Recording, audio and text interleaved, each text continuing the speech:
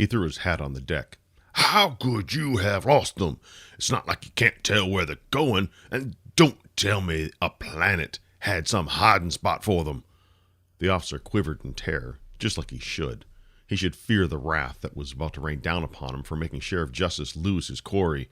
Sir, we tracked the ship as soon as it appeared. We saw it land on the planet in a crater. They've got to be down there, somewhere. Let me guess. We're too big to fit in there. The officer held his hands over his head.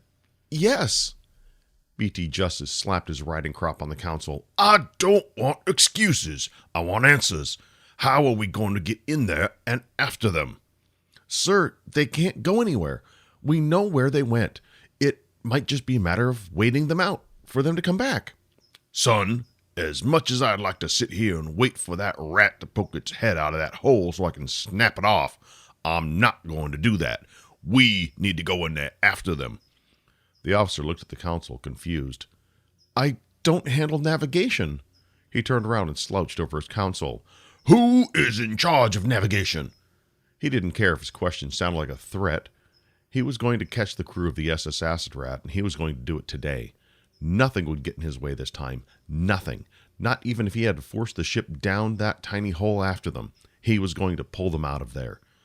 Sir, the ship is too big. I didn't ask for the dimensions of the ship, did I? I asked who is in charge of navigation. We need to go in after them.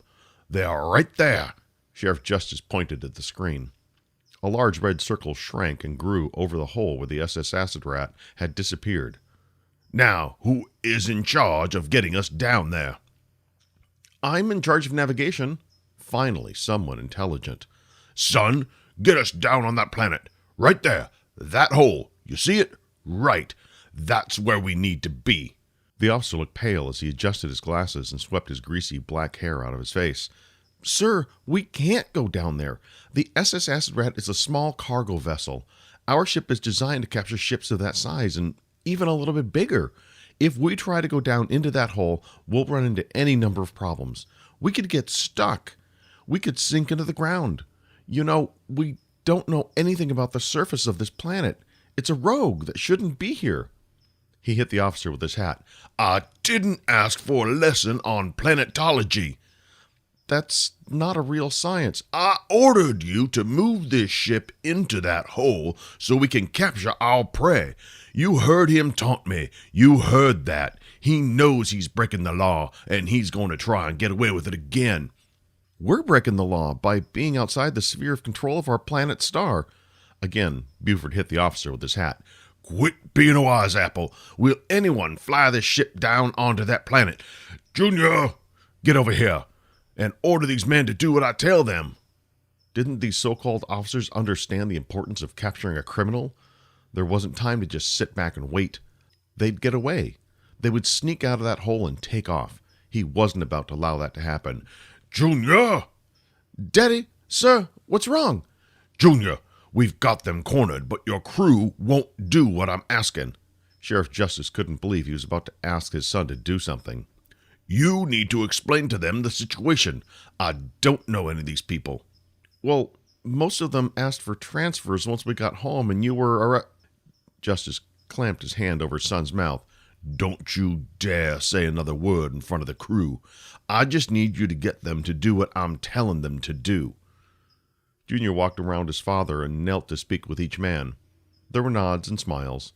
He finished his conversations with the sandy blonde-haired officer and came back over. And I don't see us heading down into that hole.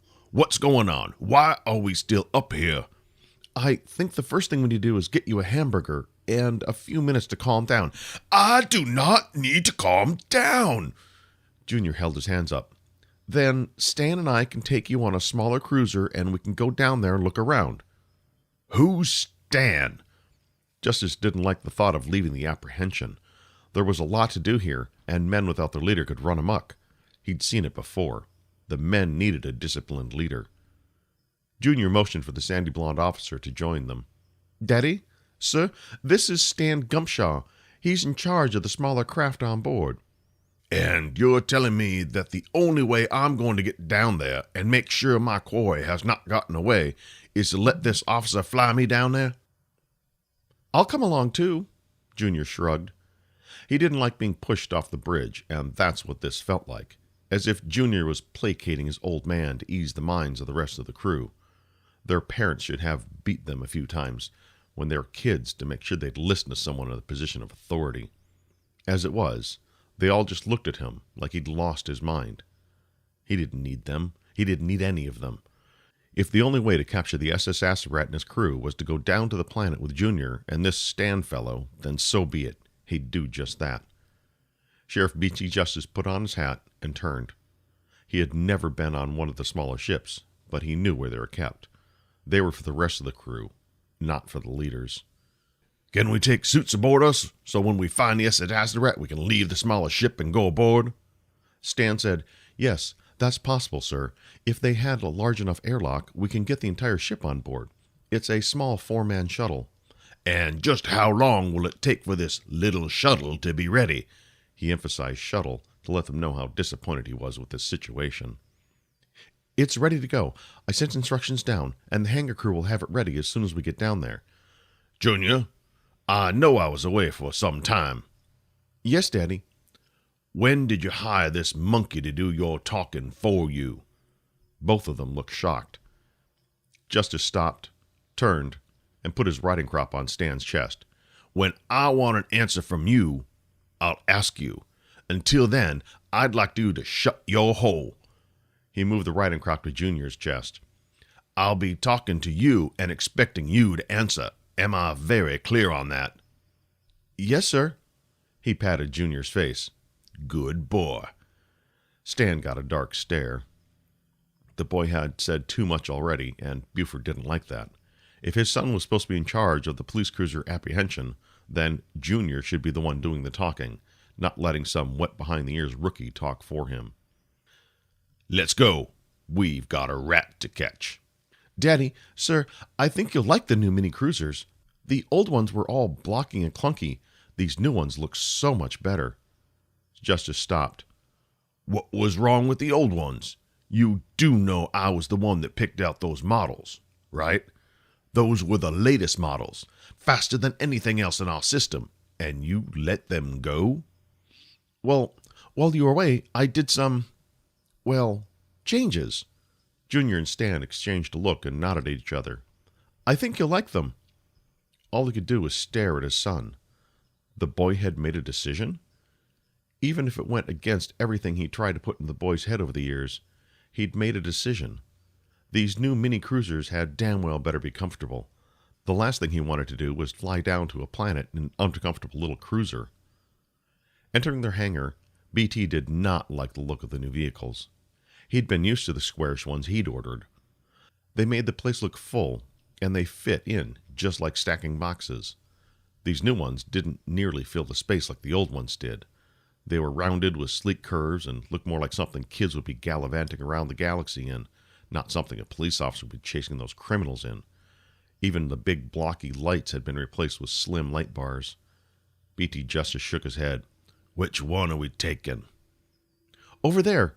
Junior pointed to one cruiser that was slightly bigger than the rest. This brought a smile to the sheriff's face. His boy had learned something after all. Junior went to the driver's side. It was his ship, his new vehicles. Why not let the boy fly down to the planet? Stan ran around the back of the car while Justice went to the passenger side. As he got to the door, he reached for the handle.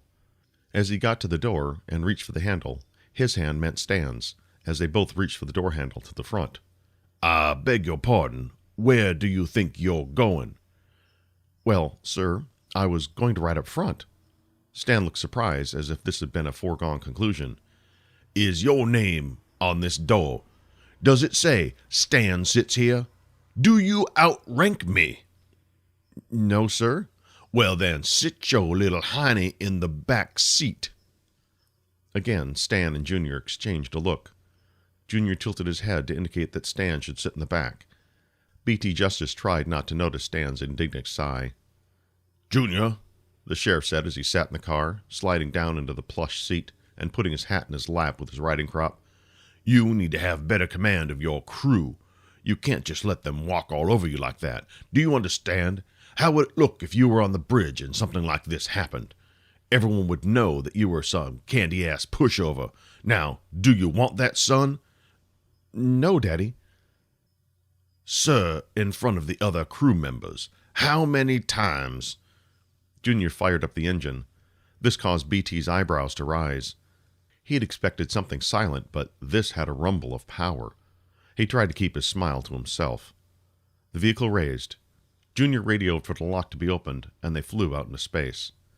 It had been at least 15 years since BT Justice had flown in such a small vehicle. He felt like a young officer again. The way the stars rolled in front of the cruiser as they banked around the apprehension and toward the road planet. He could feel his heart race with excitement. A laugh almost escaped his mouth. Let's go get 'em, Junior. We're going to get them this time, sir. Stan cheered from the back seat. You've been listening to Hollow, V&A Shipping, Book 2, written and read by J.R. Murdoch. For more information about this production and its author, visit jrmurdoch.com. There are a lot of ways you can choose to spend your time. Thank you for choosing to spend it with me.